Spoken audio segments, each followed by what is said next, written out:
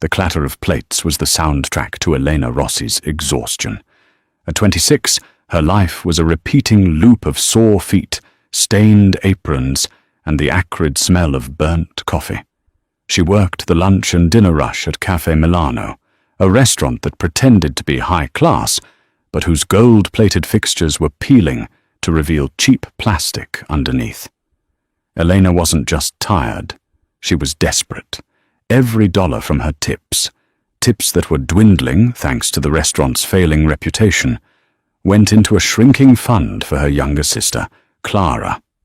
Clara, who was 18 and had a smile that could light up a room, was currently in a hospital bed, fighting a rare autoimmune disorder that the doctors at the public clinic were struggling to even diagnose, let alone treat. The biggest stain on the Cafe Milano, however, wasn't on the silverware. It was Arthur Vance. Vance was the manager. A man of medium height and zero charisma, he wielded his tiny shred of power like a tyrant king.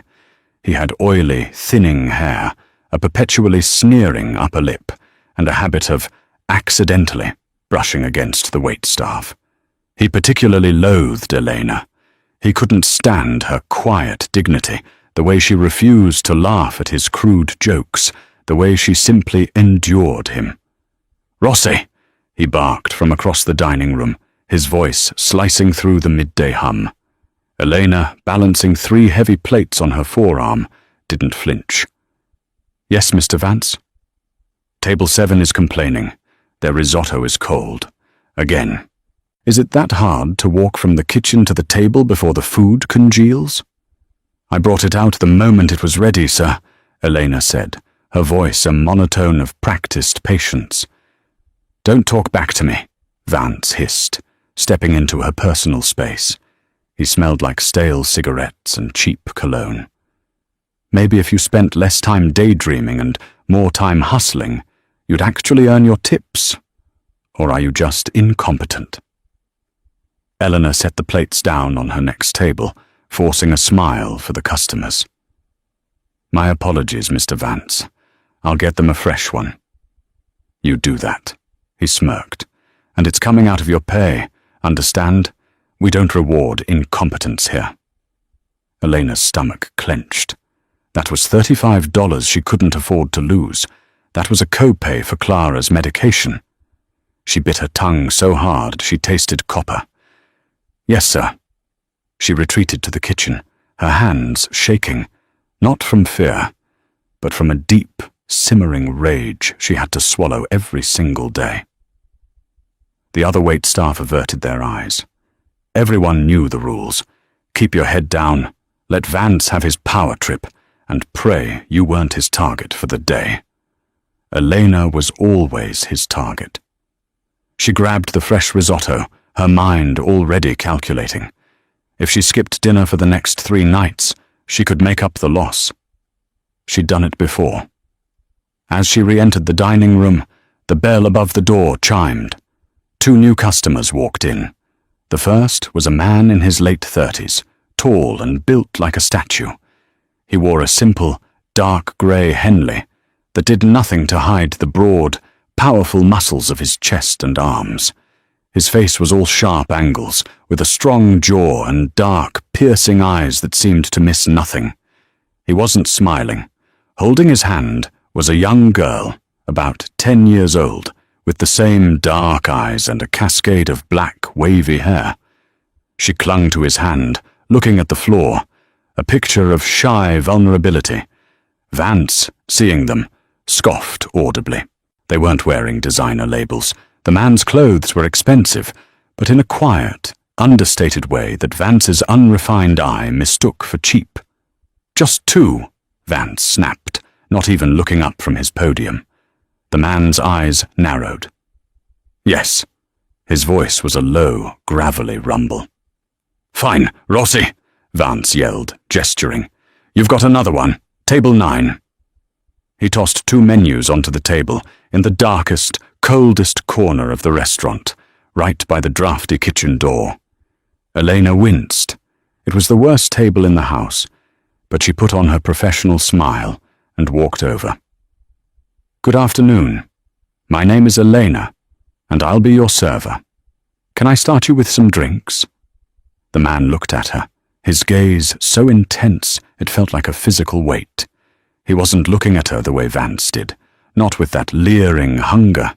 He was assessing, taking her measure. "Just water for me," he said.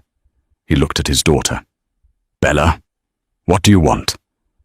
The girl, Bella, whispered something. "She'll have an apple juice," the man said. "Of course," Eleanor said, giving the girl a small, warm smile. Bella looked up, surprised, and offered a tiny, hesitant smile back before hiding her face in her father's arm again. Elena felt a pang in her chest. The girl reminded her so much of Clara. Elena kept a professional distance, but she watched them. The man, Sandro, she heard the girl call him, was patient and gentle with his daughter. He cut her pasta into smaller bites. He listened intently as she whispered to him, his imposing figure hunched over to hear her better. It was a pocket of quiet tenderness in the loud, obnoxious dining room. Vance, meanwhile, was on a warpath. He had been reprimanded by the owner over the phone, and he was taking it out on everyone. He'd already made one of the new bus boys cry.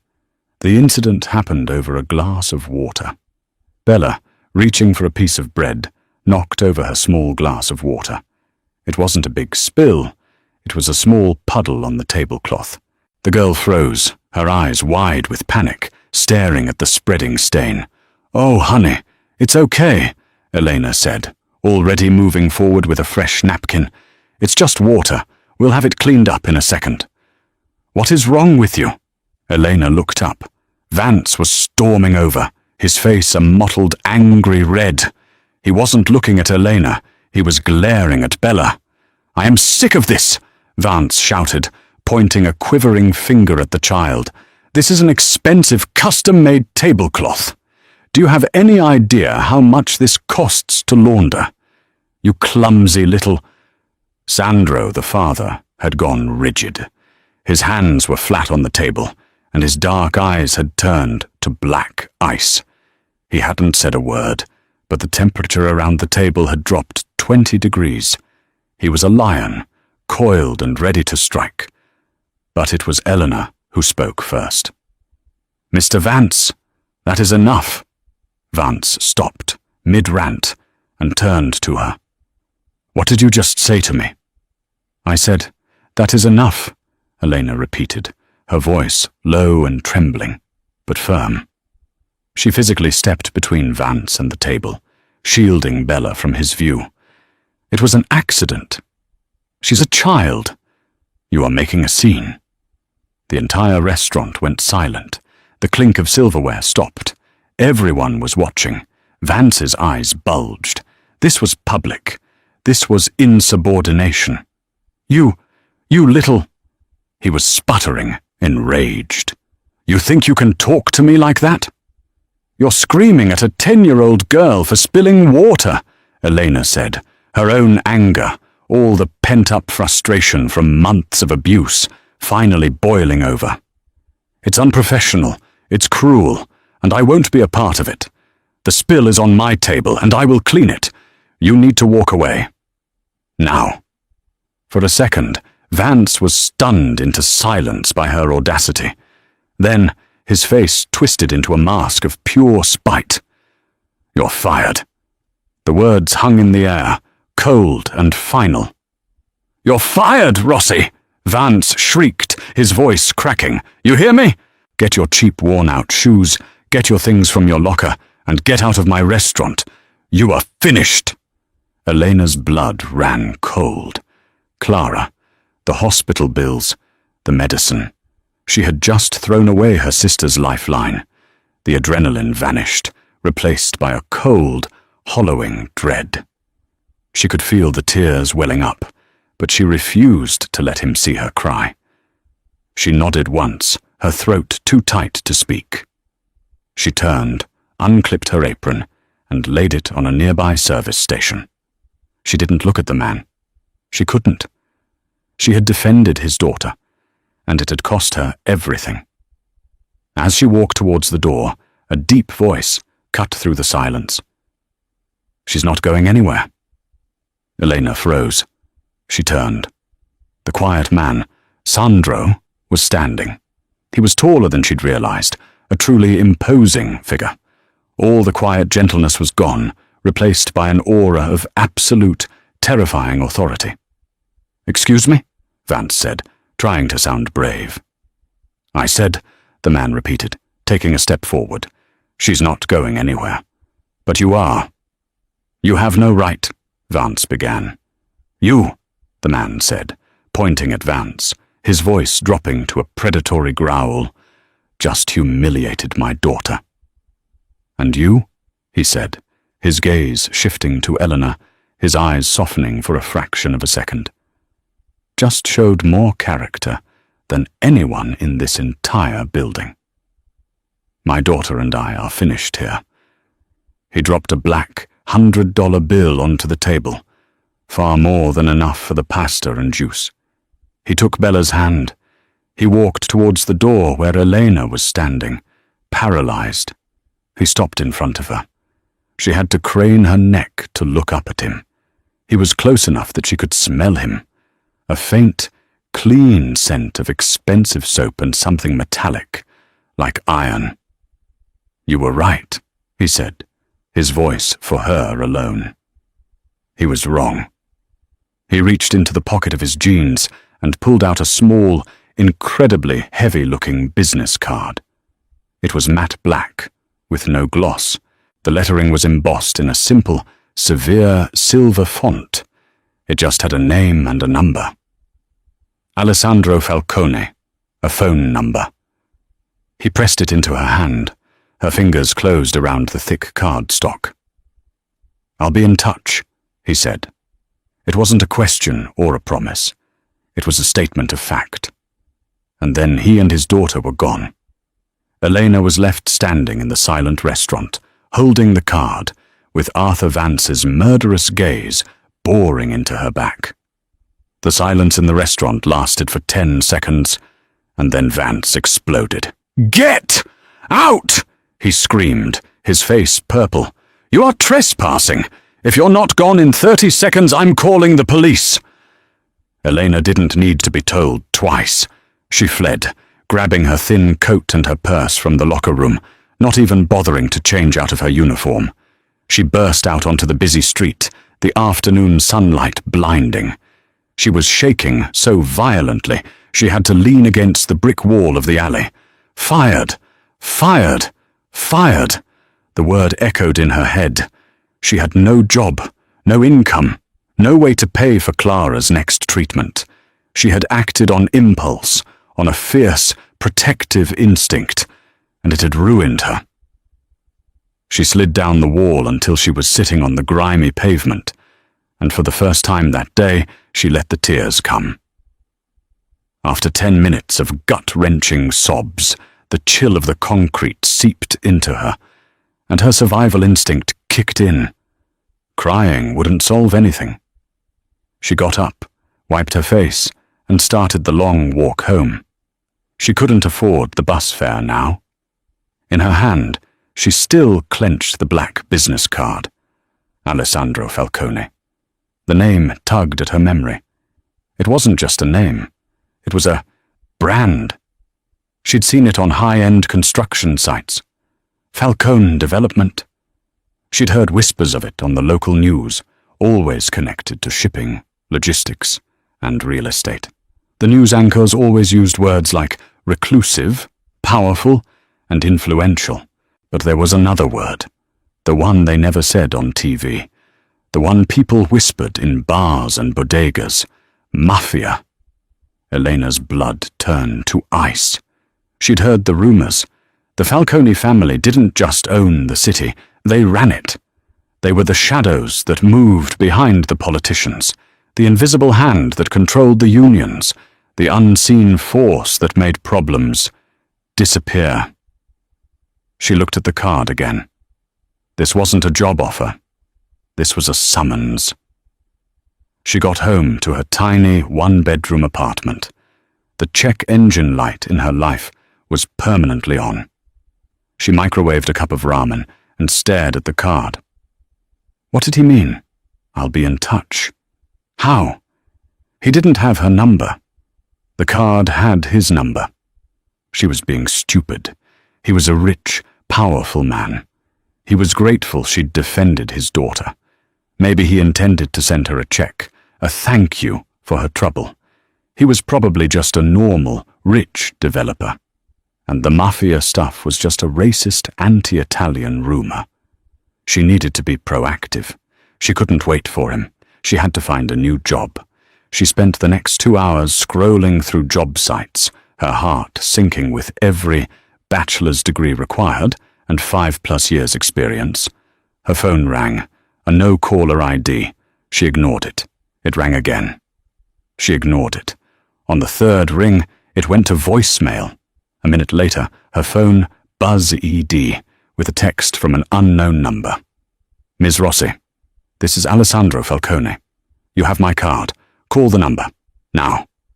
It wasn't a request. It was an order. Her hands were trembling so hard she could barely unlock her phone. She stared at the text. He had her number. How? He had her name. Ms. Rossi. Vance had only ever called her Rossi. Had this man, this Falcone, learned her full name and cell phone number in the 30 minutes since he'd left the restaurant? A new kind of fear, cold and sharp, replaced her desperation. This was not a normal man. She took a deep breath, steadied her hand, and dialed the number from the black card. It rang once, a sharp, clean click. Bianchi! The voice was gruff, deep, and sounded like it belonged to a man who hadn't smiled since 1993. Hello? Elena stammered. My name is Elena Rossi. I was given this number by Mr. Falcone. A pause. We are aware. A car is on its way to your location. It will be there in 10 minutes. Be outside. My location? Wait, how do you... 10 minutes, Miss Rossi. The line went dead. Elena scrambled to the window. Her apartment overlooked a run-down street. There was no way. Exactly 10 minutes later, a gleaming black sedan, a car so expensive and polished it looked like a block of liquid darkness, pulled up to her curb. The windows were tinted so black they looked like mirrors. A man got out of the driver's seat. He was built like a refrigerator, wearing a black suit that looked like it cost more than her entire apartment. He looked up, his eyes scanning the windows, and they landed, locked, right on hers. He nodded, once. Elena's heart was hammering against her ribs. This was insane. This was a kidnapping. She shouldn't go. She should call the police. And tell them what? That a rich man was sending a car for her after she got fired? They'd laugh. Clara. This man, Falcone, was powerful. He had to be. Maybe he was going to offer her a job, a real job, one that could pay for Clara's specialists. What choice did she have? To go back to begging for minimum wage from another pig like Vance?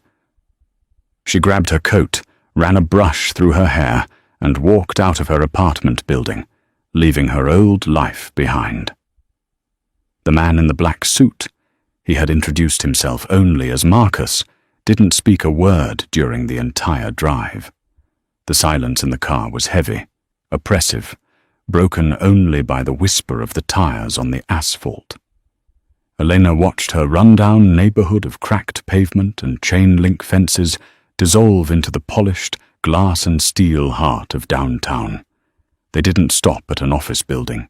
They pulled into a private underground garage beneath the most exclusive address in the city, the Falcone Tower. The name, which she'd barely registered before, now seemed to mock her. Marcus led her to a private elevator. He used a key card, then pressed his thumb to a biometric scanner. The elevator shot upwards, silent and impossibly fast. There were no buttons for other floors. The doors opened not into a hallway, but directly into a penthouse apartment that was larger than her entire apartment building. The front wall was a solid sheet of glass, 2 stories high, overlooking the entire city. The furniture was minimal, expensive, and looked like it had never been sat on. The floors were a cold, white marble. It was less a home, more a statement of power. "He's in his study." Marcus's voice startled her. He gestured down a long, dark hallway. "Wait here." Elena stood awkwardly in the massive, empty room, feeling small and out of place in her server's uniform. The black pants and white shirt that were now a symbol of her failure. She heard muffled voices from the hallway. One was the deep rumble of Alessandro Falcone. The other was a high, angry voice she didn't recognize. "Unacceptable, Alessandro. You put her in danger. You put us in danger by being so public." "It's handled, Franco." "Handled? You call buying a restaurant handled? You call promoting a dishwasher? That's enough." Falcone's voice cut through the other, sharp as a razor. "The meeting is over." A moment later, a slick, impeccably dressed man in a silk suit stormed out of the hallway, his face red. He shot Elena a look of pure venom, as if she were a bug he'd found on his shoe, and then stormed out of the penthouse, slamming the door. "Elena Rossi." She jumped. Alessandro Falcone was standing in the mouth of the hallway. He had changed out of the Henley and into a crisp white shirt and black trousers. He looked every inch the billionaire developer. But his eyes were the same, cold, assessing, and ancient. "Mr. Falcone," she said, her voice a small squeak. "Please, call me Sandro." He didn't smile. "Come in. Sit." He led her to his study. It was the opposite of the cold living room. It was warm, lined with dark wood shelves filled with books, not just decorative ones, but old, cracked leather-bound books. A fireplace crackled in the corner, and sitting in a large armchair by the fire, reading a book, was Bella. The girl looked up when Eleanor entered. A huge, brilliant smile broke out on her face. "It's you, the lady from the restaurant." She jumped up and ran to Eleanor, hugging her around the legs. "Thank you for being mean to Mr. Vance. He was a bad man." Eleanor, completely disarmed, instinctively put her hand on the girl's head. "You're welcome, sweetie. But I wasn't mean. I was firm." Sandro watched this interaction with an unreadable expression. "Bella, why don't you go with Marcus? He has that new video game you wanted." "Okay," Bella chirped. She hugged Elena again. "Are you staying?" "We're just talking, Tesoro," Sandro said. "Go." Bella skipped out of the room. Her entire demeanor changed from the shy, fearful child in the restaurant. Here, in her home, she was safe. The moment the door clicked shut, the warmth in the room seemed to vanish. Sandro sat behind a massive desk made of a single slab of dark wood. He gestured for Eleanor to sit. "Bella has problems," he said, steepling his fingers. "She has severe social anxiety. She's mostly non-verbal with strangers. Her mother passed away 3 years ago, and she hasn't been the same since. I have specialists. I have therapists. None of it works. She's terrified of the world." He leaned forward. "But she's not terrified of you. What you did today, that was the first time she's smiled in public in months. She hasn't stopped talking about the brave lady since we left." Elena didn't know what to say. "She's a sweet girl." "She is," he agreed. "And you are out of a job because of her." Yes. I have a proposition for you, Ms. Rossi. Elena, I'd like you to work for me. For Bella." "Work for you? Doing what?" "Her governess, her companion, her friend. I don't know the title, but I want you to be for her what you were today. A protector. Someone who isn't afraid. Someone who will stand up for her. He named a salary. Elena's jaw nearly hit the floor. It wasn't a salary, it was a fortune. It was more money than she would make in 20 years at the Milano. It was enough to get Clara the best doctors in the world. She stammered. Mr. Falcone. Sandro, I don't have any qualifications. I'm not a teacher. I'm a waitress. I don't need a teacher. I have a dozen of those, he said dismissively. I need someone with integrity. I need someone brave. I saw your file, Elena. You're supporting your sister, Clara. She's at St. Jude's Public. Her case is complicated. He knew about Clara. He knew the hospital. He had a file on her. The room, which had seemed so warm, now felt like a very elegant cage. As part of your employment, he continued, as if reading her mind, Clara will be moved to the Avellino private clinic tonight. She will be seen by Dr. Isabel Reed, the foremost specialist in her field. All expenses will be covered. This was the deal. He was offering her sister's life in exchange for her own. Why? Elena whispered, the question escaping her before she could stop it. Why all this? For a waitress who stood up to a bully? Sandro stood and walked to the window, looking out over the city that was his. Because, Elena, in my world, there is no one who is not on my payroll. Everyone who smiles at me, everyone who bows to me, does so because they are paid or because they are afraid. Or both. Today, at that restaurant, you had no idea who I was. You had nothing to gain. You defended my daughter and expected nothing in return. You risked everything you had for her. He turned, and his dark eyes were blazing with a raw intensity. That, he said, his voice a low growl, is the single most valuable commodity in the world. It's called loyalty, and I will pay any price to have it near my daughter. Elena looked at the man who was offering her a golden cage.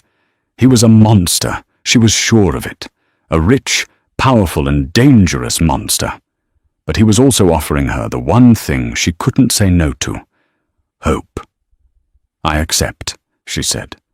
The next 24 hours were a blur. Elena was moved into the Falcone Tower. Her room was a full suite on the floor below the main penthouse, connected by a private staircase. It was 3 times the size of her old apartment, with its own kitchen, a walk-in closet, and a bathroom made of a frightening amount of marble. True to his word, Sandro's machine moved with terrifying efficiency. A private ambulance, staffed by a team of calm, professional specialists, transferred Clara to the Avellino clinic. Elena was there to sign the papers, her hand shaking. Dr. Reed, a woman with kind eyes and a steel-trap mind, met them personally. We're going to start a new treatment regimen immediately, Dr. Reed had told her after reviewing Clara's file. This is very manageable, Ms. Rossi. Your sister is going to be fine. Eleanor had wept in the hallway, a deep, shuddering sob of relief that she had been holding in for 2 years. Her new life was simple, on the surface. She woke up, had breakfast with Bella, who was now a chatty, bright and incredibly smart little girl, and accompanied her to her lessons with private tutors. They spent afternoons in the penthouse's private library, or the indoor pool, or the rooftop garden. Elena's only job was to be Bella's friend, and it was easy.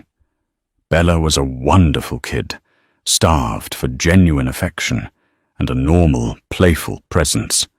But around the edges of this idyllic life, the bars of the cage were always visible. She was never, ever alone. Marcus, the silent, hulking driver, was a permanent fixture. He was Bella's bodyguard, and by extension, Elena's. If they went to the park, a private, walled-in park that Sandro owned, Marcus was there, watching from a bench. Sandro himself was a ghost for the first few days, leaving before she and Bella woke up, returning long after Bella was in bed. Elena only saw him in passing, a dark-suited wraith moving through the cold marble halls. But she felt his presence everywhere. The food in the kitchen was her favorite. A new wardrobe had appeared in her closet, filled with clothes in her exact size, tasteful, expensive, and nothing like her own style. He was watching.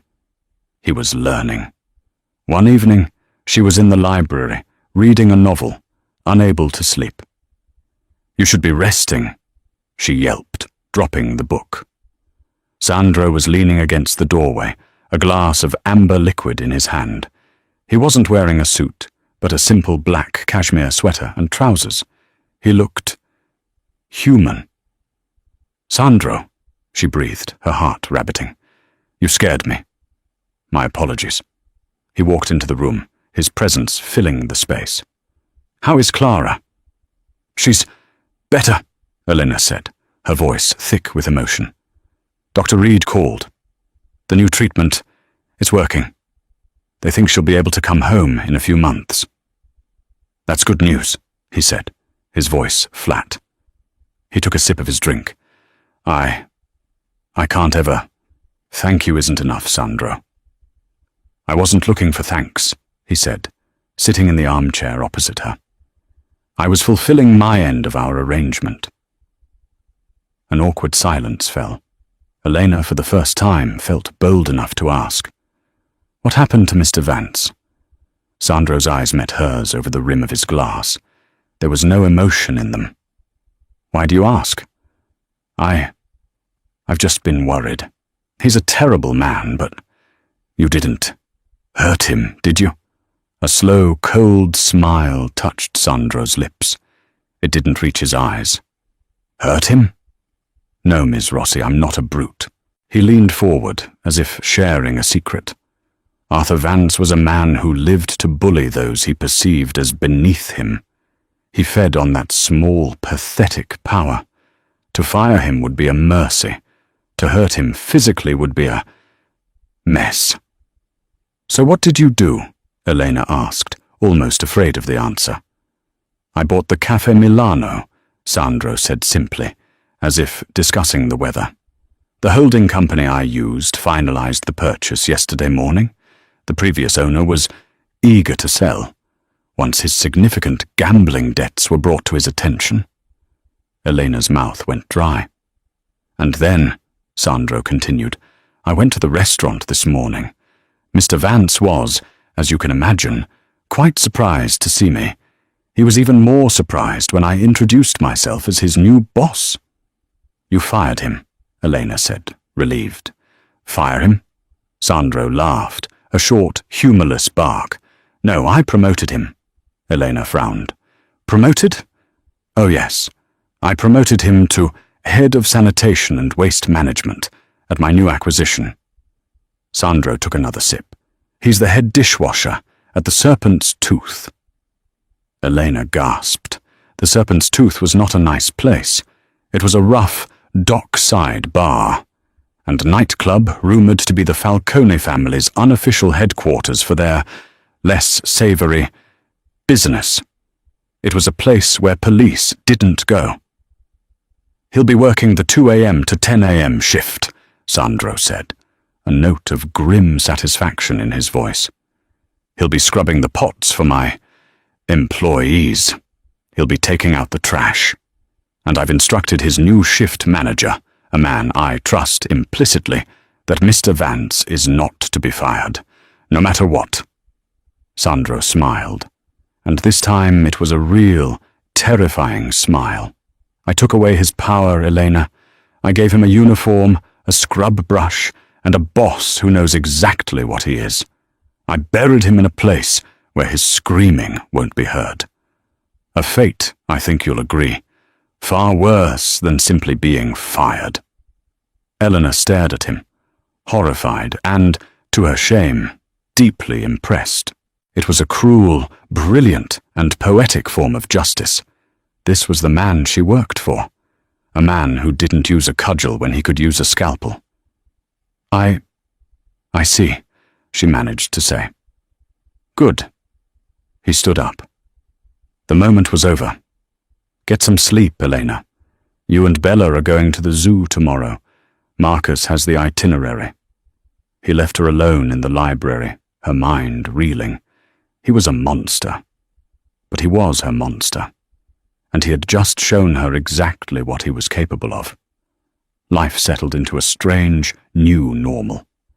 Elena and Bella's bond grew stronger every day.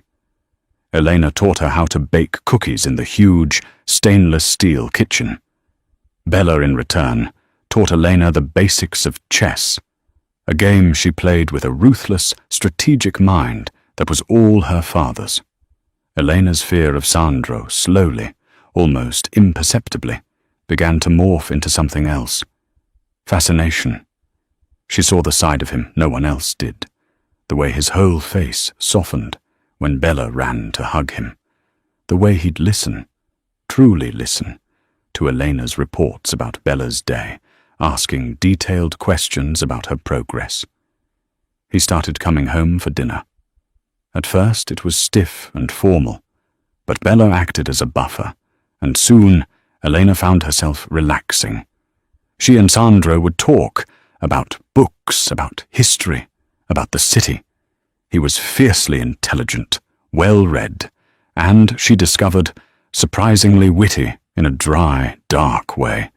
He never talked about his business. That was the one unspoken rule. The shipping, the real estate, the other. It was a closed door, but the romance, the dangerous, unspoken pull, was undeniable. It was in the way he'd watch her when she was playing with Bella. It was in the way his hand would brush hers, a jolt of electricity, as he passed her a glass of wine at dinner. It was in the way his eyes had stopped being cold and assessing, and were now hungry. Elena was terrified of it. She was an employee. She was a glorified nanny. This man was a don, a boss, a killer. He had to be. And she, Elena Rossi, the broke waitress, was falling for him. The first real crack appeared on a Thursday. Sandro was hosting a business dinner. Elena and Bella were to remain in their suite. From her window, Elena watched them arrive, a motorcade of black cars, filled with men in dark suits, their faces hard and unsmiling. The man from the hallway, Franco, was among them. He looked up at her window, and his eyes narrowed in recognition and contempt. Hours later, long after Bella was asleep, Elena crept up to the penthouse kitchen for a glass of water. She heard them, shouting. The meeting was not going well. "The Vitale family is making a move on the docks, Sandro, and you're sitting up here playing house." It was Franco's voice. "The Vitale family are dogs. They're disorganized." Sandro's voice rumbled back, calm and cold. "They're our dogs, and they've broken their leash. They're sniffing around your new pet." A beat of silence. "What did you just say?" Sandro's voice was so cold it burned. "Don't be a fool, Alessandro. You bring this waitress into your home. You parade her around with your daughter. You put a target on her. You put a target on Bella. The Vitales see her. They see a weakness, a new one." "Elena is not a weakness," Sandro growled. "She's an employee, and you are out of line, cousin." "Am I?" Franco's voice was mocking. "We'll see. A boss who thinks with his heart, or other parts, isn't a boss for long. The old men, they're watching you, Sandro. They don't like this. It's sloppy." Elena backed away, her heart hammering. Pet, weakness, target. She fled back to her room, the illusion of her safe, golden cage shattering around her. She wasn't just an employee. She wasn't a potential love interest. In this world, she was a liability, a piece on a chessboard. And by being close to Sandro, she had just painted a target on her own back and on Bella's. The next day, she tried to resign. She found Sandro in his study, a map of the city's shipping lanes spread across his desk. "Sandro, I need to talk to you," she said, her hands shaking. "Of course," he said, not looking up. I think Bella is much better, and Clara is. She's going to be released soon. I think it's time for me to go." Now he looked up. The room went silent. The air crackled with a sudden, dangerous energy. "Go?" he repeated, his voice dangerously soft. "Yes, I can't. I'm not qualified for this," she stammered, a half-truth. "I need to get my own apartment, get Clara settled." He stood up and walked around the desk. He stopped in front of her, so close she had to tilt her head back. "You're lying," he said. "It wasn't an accusation. It was a fact. No, You're scared. You overheard Franco last night." Elena's blood ran cold. I don't know what you're talking about."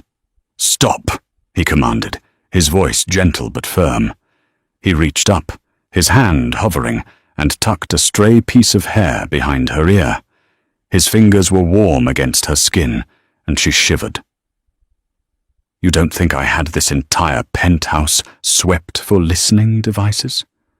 I knew you were there, Elena, just as I knew Franco was posturing for the men downstairs." He looked at her, and all pretense was gone. His eyes were dark with an emotion she couldn't name. Possession. "You want to know if you're a weakness?" he whispered. "Yes, you are. You and Bella. You are the only two weaknesses I have left in this world."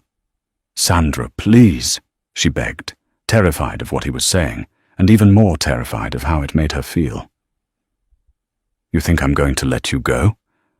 Let you walk out that door?" He laughed, a dark, low sound. "After you just told me you're my weakness? That's not how my world works. I don't get rid of my weaknesses, Eleanor. I protect them. I'm not yours to protect," she said, her voice small. His hand moved from her hair to her jaw, his thumb gently stroking her cheek. "You have been," he said, his voice a possessive growl, "since the moment you stood up to that fat, pathetic coward in the restaurant. You were mine then. You just didn't know it." He leaned in, his lips just centimeters from hers. She could feel his breath. She should run. She should scream, but she didn't. "You are not leaving," he said. "Not now. Not ever. The Vitale family, my cousin, the old men. They are my problem. Your only problem is what to do with Bella this afternoon." He was close to kissing her, to sealing the deal, when his phone buzzed. He pulled back, the spell broken. He looked at the screen. The softness, if it could be called that, was gone. His face was a mask of stone. "Marcus," he snapped into the phone. "What?" A pause. Sandro's entire body tensed. "Where?" Another pause. "I'm on my way," he said. "Lock down the tower, and she doesn't leave your sight. Do you understand me?" He hung up. "What is it?" Elena asked, her heart pounding. "That was a test, Elena," Sandro said, grabbing his suit jacket. His eyes were black. "A test?" "The Vitales. They didn't come after you. They went after something easier. They just firebombed the Cafe Milano." "What? Is anyone hurt?" "I don't care," he said, his voice a blade. "They didn't hit the serpent's tooth. They hit the place where you used to work, the place where I met you. It wasn't an attack on my business. It was a message, to me, about you. The firebombing of the Cafe Milano changed everything. The message was clear. We know what you care about. We can touch it." Sandro became a phantom of steel and rage. He was on the phone constantly, his voice a low, commanding growl, speaking in rapid-fire Italian. The number of stone-faced men in dark suits who came and went from the penthouse tripled. The tower was on lockdown. Elena and Bella were confined to the penthouse, but it no longer felt like a home. It felt like a fortress under siege. "Why is Papa so angry?" Bella asked, pushing her untouched food around her plate. "He's just busy with work, sweetie," Elena lied, her own stomach in knots. The romance, the fragile, dangerous thing that had been building between them, was frozen, encased in the ice of Sandro's cold fury. He barely looked at her. When he did, his eyes were distant, calculating. She wasn't Elena to him right now. She was a strategic problem, a target. Franco, his cousin, was a constant, sneering presence. He'd watch Elena with open contempt. "See what you've done?" his eyes said. "You've brought a war to our door." After 3 days of this, Elena couldn't take it anymore. She found Franco alone, waiting for the private elevator. "This is my fault, isn't it?" she said, her voice stronger than she felt. Franco turned, a cruel smile on his slick face. "The little waitress speaks. Yes, Kara, it is. You're a distraction. You made him soft. And now, the Vitales are bleeding us on the docks, and all because our capo is busy protecting his new toy." "I'm not a toy," Elena said, her hands clenching. "Oh no." Franco stepped closer, invading her space. "You're a girl who served pasta.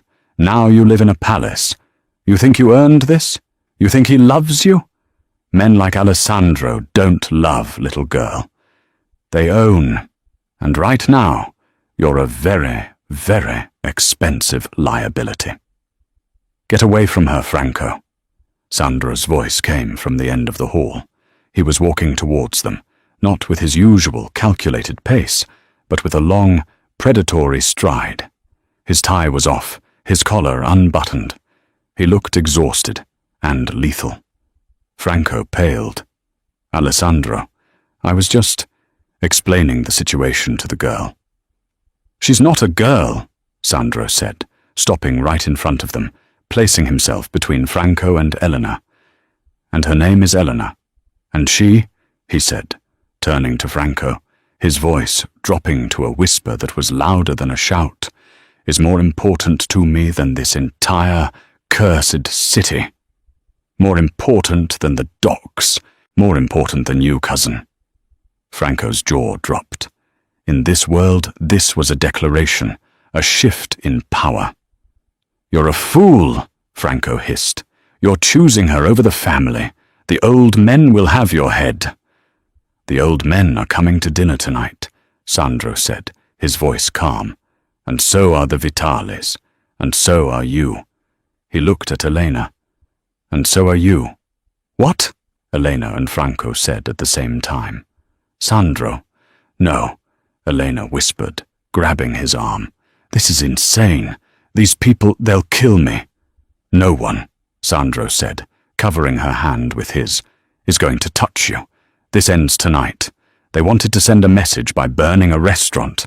Fine, I'm going to send a message by hosting a dinner." He turned to Franco. "Get out, and tell the Vitales, 8 p.m. sharp." Franco stared, his face a mask of disbelief and rage, and then he was gone. "Sandro, what are you doing?" Elena cried, her terror making her bold. "You can't bring them here. Not with Bella." "Bella is with Marcus at a secure location upstate. She's safe," he said. He looked at Elena, his eyes tired but resolute. "Franco was right about one thing. This is about you. And the only way to protect you is to show them you're not a weakness. You're my strength. I don't understand. You don't have to." He smiled, a genuine, albeit tired, smile. "Just go get dressed. Wear the red one." The red one was a stunning, floor-length crimson gown that had been in her closet for weeks, one she had never dared to touch. At 8 p.m., the penthouse was transformed. The large, cold living room was set for a formal dinner. Sandro stood at the head of the table, looking like a king, dressed in a flawless black suit. The guests arrived. Franco looking sick. 2 older, stern men in expensive suits, the old men from the other families, and 2 men she didn't recognize, who swaggered in with an air of arrogant victory. The Vitale brothers. They all stared when Elena walked in, wearing the red dress, her hair swept up. "What is this?" The older Vitale brother, Enzo, sneered. "Dinner and a show?" "This," Sandro said, his voice resonating with power, "is Elena Rossi." He walked to her, took her hand, and led her to the chair at his right hand. The Queen's chair. "She's the reason we're here," Sandro continued, his gaze sweeping the table. "You, Enzo, thought she was my weakness. You thought you could send a message by burning down a building." He snapped his fingers. Marcus, who had appeared from nowhere, placed a laptop on the table. "You were wrong," Sandro said, pressing a key. The laptop screen lit up. It was a live feed of a man tied to a chair. He was bloody and terrified. It was Arthur Vance. Elena gasped. "Sandro, what?" "The firebombing. It wasn't the Vitales," Sandro said, his eyes locked on Enzo Vitale. "Was it, Enzo? You're not that smart. You're a bully. You're just loud." He turned his attention to the two old men.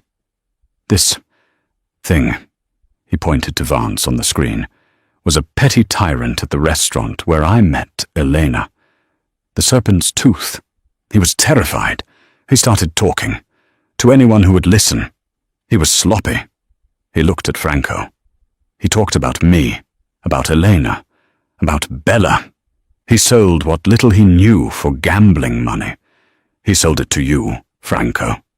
Franco shot to his feet, his chair scraping. "It's a lie." "Is it?" Sandro said, his voice lethally calm. "You were skimming from the docks. You knew I was on to you. You needed a distraction, a war. So you used this idiot to leak information to the Vitales. You gave them the idea to hit the Milano. You engineered this entire thing, cousin. All to cover your own tracks.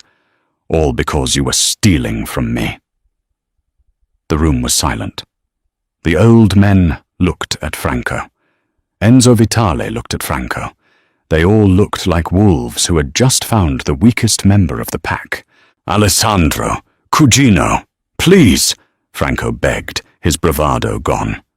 "You put my daughter in danger," Sandro whispered. "You put her in danger. For money." Sandro looked at the old men. "He's yours." He then looked at Enzo Vitale. "And as for you, you were stupid enough to follow his lead. You will repay me for the restaurant, and you will give me 10% of your shipping business for the inconvenience." Enzo started to protest, but one look from the old men, and one look at the pure, cold rage in Sandro's eyes, and he sat back down. He nodded. "And Franco," Sandro said. Franco was sobbing. "Please, he's family," one of the old men said, a warning. "He was," Sandro replied. He looked at Marcus. "Take him to the Serpent's Tooth. He can take Mr. Vance's old job, permanently." It was the ultimate humiliation. Not death, but something worse. Exile. He was no longer Falcone. He was nothing. Marcus dragged the weeping Franco out of the room. Sandro Falcone turned back to his guests. "Now," he said, smoothing his suit, "I believe we were having dinner." He raised his glass to Elena, his eyes filled with a dark, possessive, and undeniable love. "To the future." Mrs. Falcone. Everyone at the table, stunned, raised their glasses. Elena, her hand shaking, raised hers too. The dinner was the most tense, terrifying, and shortest meal of Elena's life. The old men and the Vitale brothers ate in a state of stunned silence, their power stripped away by Sandro's cold, strategic brilliance. He hadn't just won the war, he'd proven there was never a war to begin with, only a rat in his own house. As soon as the meal was over, they scattered, leaving Sandro and Elena alone in the massive, silent room, the plates of rich, untouched food sitting like monuments to a battle won. Elena was shaking. "Mrs. Falcone!" she whispered, her voice trembling. Sandro walked to her, his face no longer the cold mask of the capo, but the tired, vulnerable face of the man she had seen with Bella. He took both of her hands in his. They were ice cold. "It was a statement," he said, his voice soft. "A political move, to show them, to show everyone, that you are not a weakness. You are my partner. You are the other half of my power. To touch you is to declare war on me, a war they now know they cannot win." "But you didn't ask me," she said, a small rebellious spark lighting in her. He had the grace to look, if not ashamed, at least chagrined. "No, I didn't." He brought her hand to his lips, kissing her knuckles. "And for that I am sorry. It was the only way, Elena. The only way to end it. To make you safe. To make us safe." He looked into her eyes. But it was not a lie. "Sandro, I love you, Elena Rossi," he said, his voice raw with an honesty that stripped her bare. "I think I've loved you since you told that pathetic excuse for a man to back off from my daughter.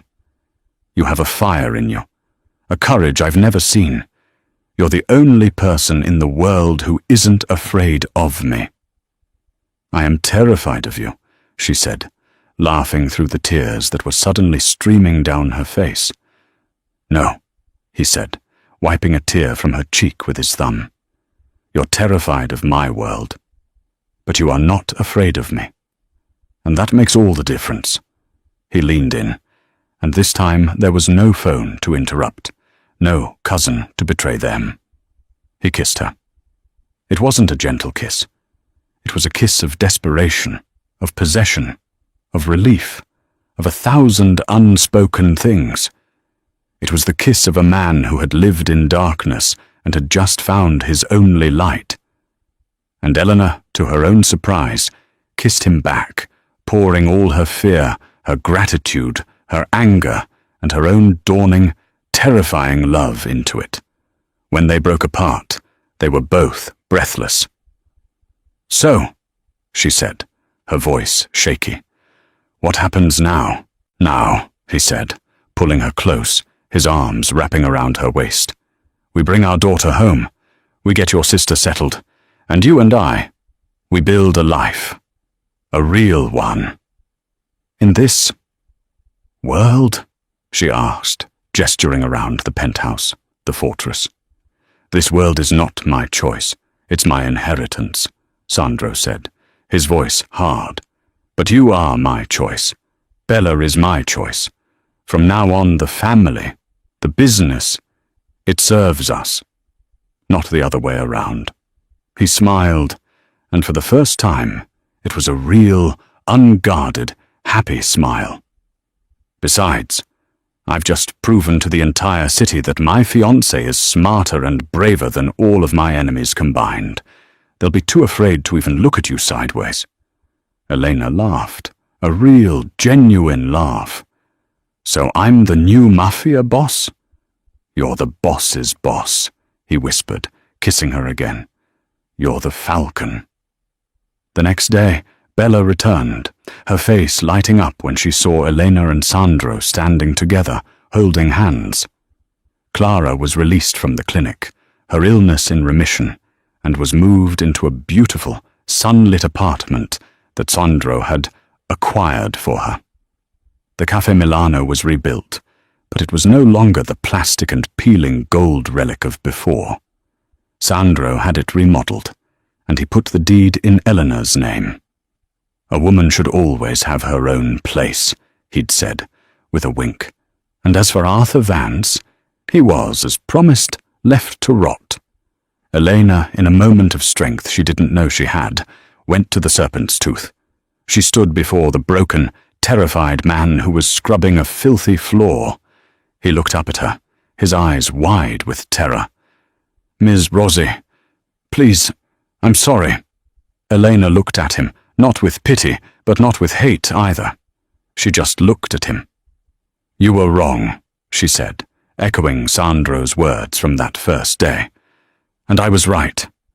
She turned and walked out, not looking back, leaving the darkness behind and walking into the bright, dangerous, and impossibly beautiful future that was waiting for her. She was no longer a waitress. She was Eleanor Rossi Falcone, and she was just getting started.